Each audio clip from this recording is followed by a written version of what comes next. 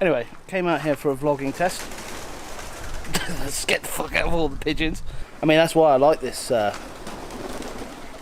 feel like I'm going to get shat on from a great height. Let's go inside. Oh,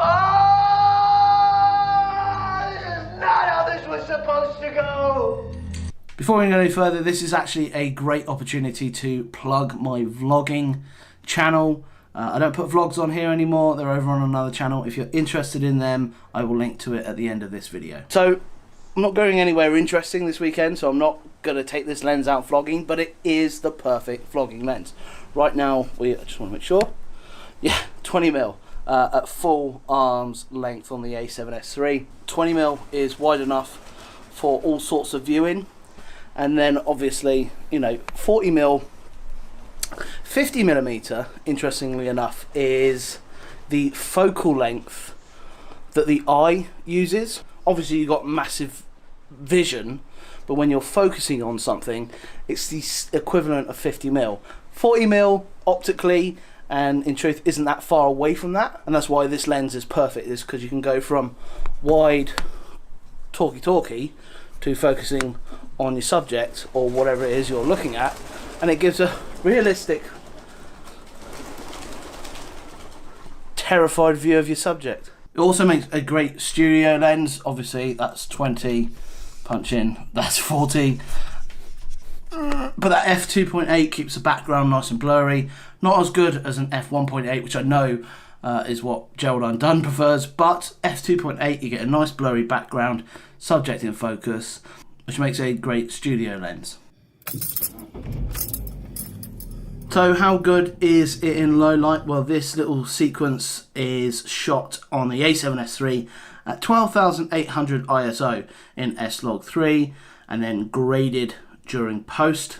Now I know what you're thinking, 12,800, not everybody can go up that high. This was shot at 1,250 ISO, and this is how it handles flaring at night. Again, shot at 12,800 ISO, no grading put on this shot.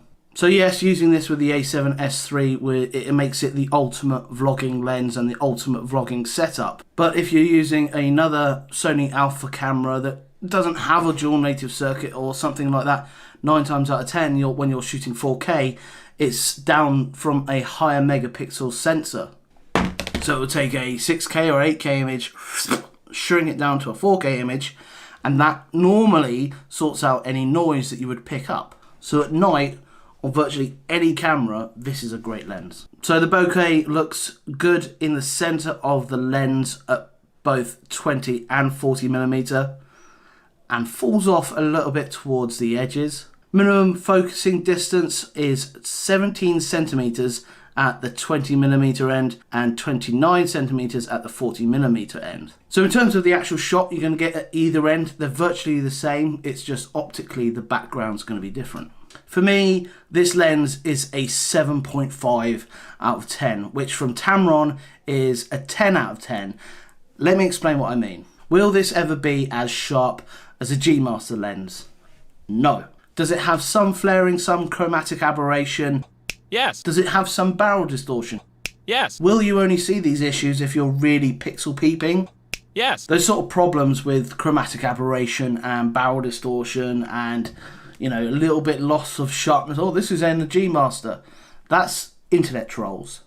Don't let them tear you away from the fact that this is actually a really great lens. And for the price point, a fantastic lens. It is 100% focused on travel photography and travel vlogging. Personally, if I was looking to do some photography, I would probably, unless it was definitely going to be landscape, look at picking up the 35 to 150 Tamron lens. But for me, for vlogging, this is perfect. Yes.